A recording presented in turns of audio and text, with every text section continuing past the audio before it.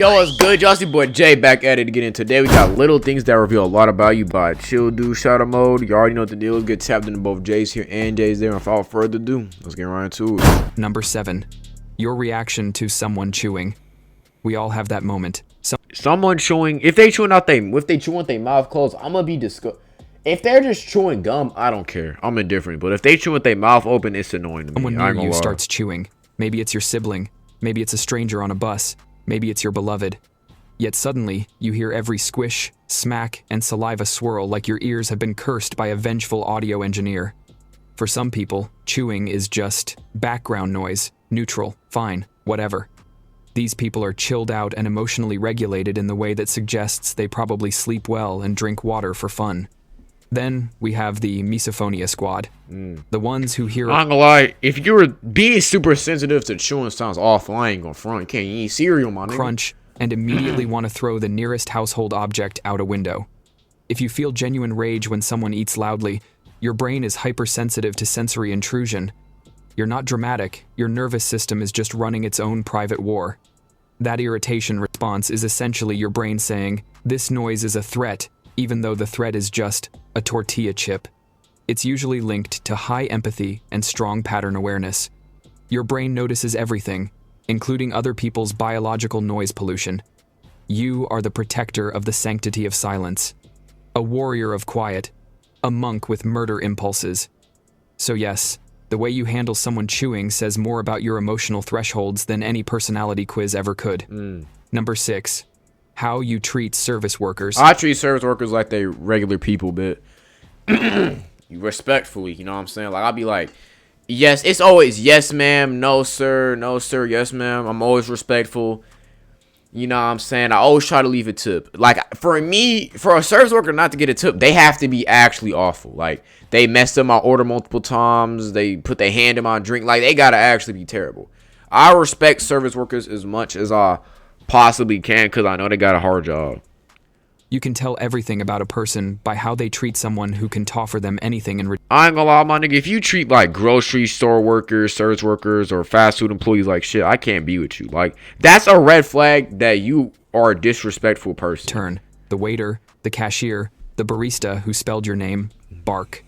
If you're kind, patient, or even just slightly human, you probably have stable empathy levels.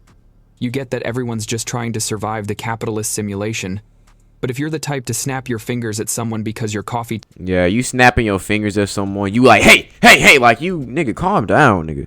Like, bro, it's at the point where if a nigga could dead ass, like, give me the wrong sauce and I'll just not care. Or if I decide to say something, be like, excuse me, ma'am, I ordered X, Y, and Z and you gave me Z.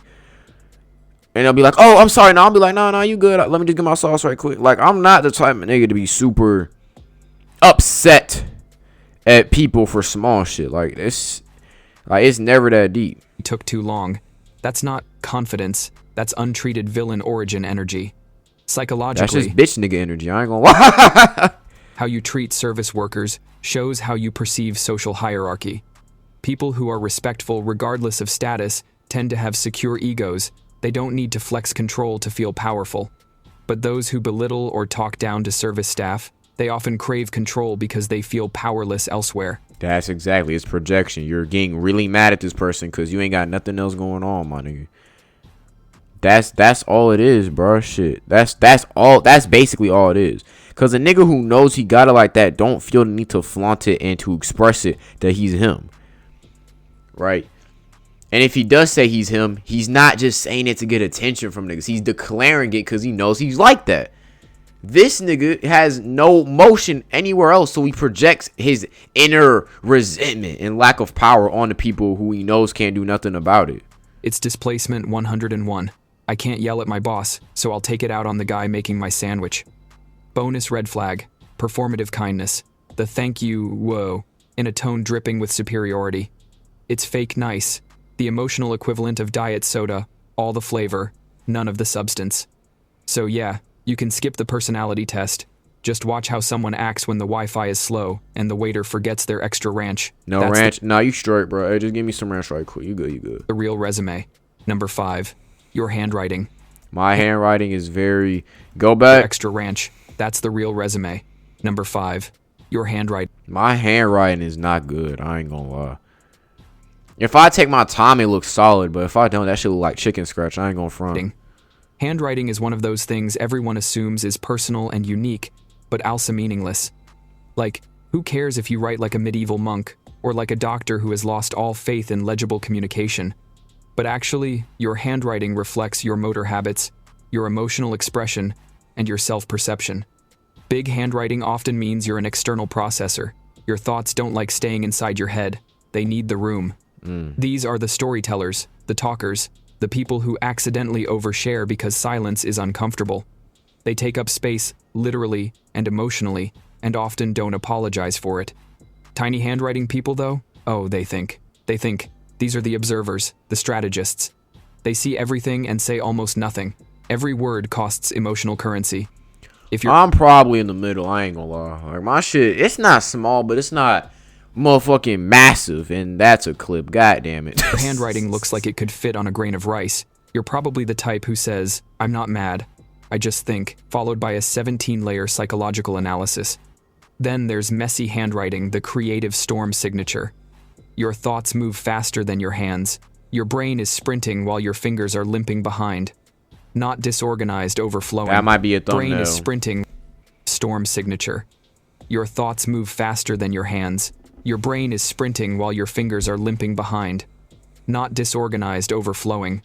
And neat handwriting? The type that looks like a font? That's a person who likes predictability, stability. The kind who has a favorite pen, and heaven help you if you borrow it and don't return it. Your handwriting isn't just how you write, it's how you exist. Number 4. How you sit when you're comfortable. No one's Boy, I be sitting. I either hit like. I ain't gonna lie. If I'm chilling, bro, I'll lean back a little bit in my chair, put my hands up, get to chilling, or I just sit normally, like how I'm sitting right now. sits like a normal person when they're really comfortable. If you're at home alone, watching something, or talking to someone Yeah, I've definitely hit one of these before. I ain't gonna lie. I've definitely hit one of these. Your body falls into its emotional default setting. If you sit cross-legged everywhere, including chairs that were never designed for that, you're adaptable. You make your space fit you. You don't conform, you customize. You probably daydream for sport.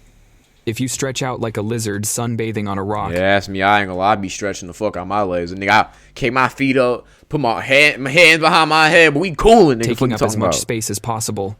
That's confidence. Maybe quiet confidence, but confidence nonetheless. Your brain is like, yes, the world is safe enough for full limb extension. If you perch on the edge of chairs, always ready to leave, you're a flight risk personality. You're alert. You don't relax easily. Your nervous system is constantly checking exits like you're in a spy movie. And if you curl into a little ball, blanket burrito mode, that's a self-soothed nervous system. You regulate by compressing. You are the human equivalent of being wrapped like a warm cinnamon roll. Your comfortable sitting pose is your body telling the truth your mouth won't say. Number 3. Your default facial expression. You know, my default is like, I don't know what my default. It's probably just a straight face with occasionally like a smirk. Cause I be thinking funny shit in my head and that be causing me to laugh. It's probably like this, like, like. know that face you make when you're not thinking about your face? Yeah, that one. Your default expression is basically your emotional screensaver. People who naturally my shit just be naturally neutral. I ain't gonna look lie. Happy, slight smile, soft eyes, usually grew up in environments where it was safe to express emotions. Their nervous system is like a cat on a sunny windowsill.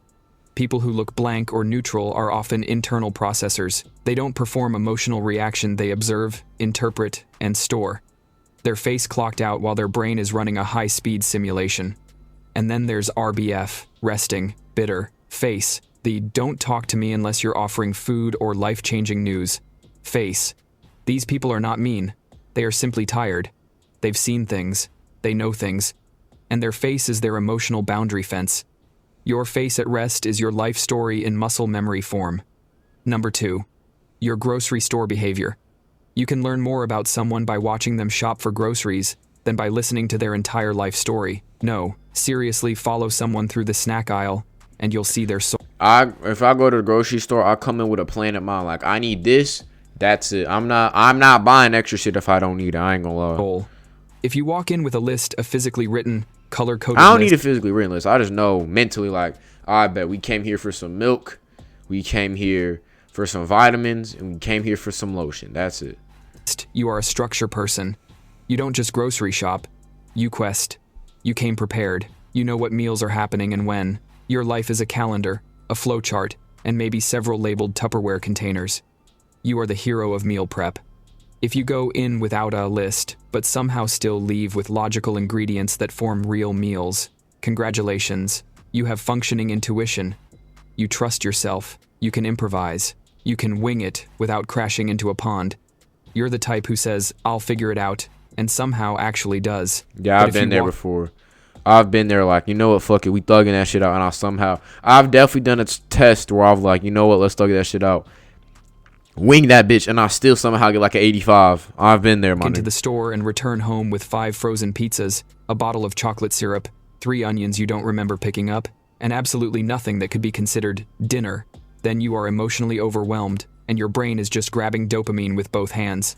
This is the survival shopping style. Your cart is screaming, we're not okay, but we will be fed. And then there are the people who shop like it's a pilgrimage, slowly wandering, touching produce, evaluating cereal boxes like they're ancient tablets. These are the sensory processors. They experience the world through vibes. Their groceries tell stories. Your grocery style is your brain coping strategy, just wearing a fun fluorescent shopping basket. Number 1, how you react when plans change. This plan change, I'd be like, hey, that is what it is, man. Someone say they can't make it, I'm like, hey, that's tough, but we gotta adapt. I say I'm neutral, maybe tiny bit negative, but it's like, I don't get in like a frenzy if the plans don't work. I'm not even gonna lie. Oh, this one cuts deep.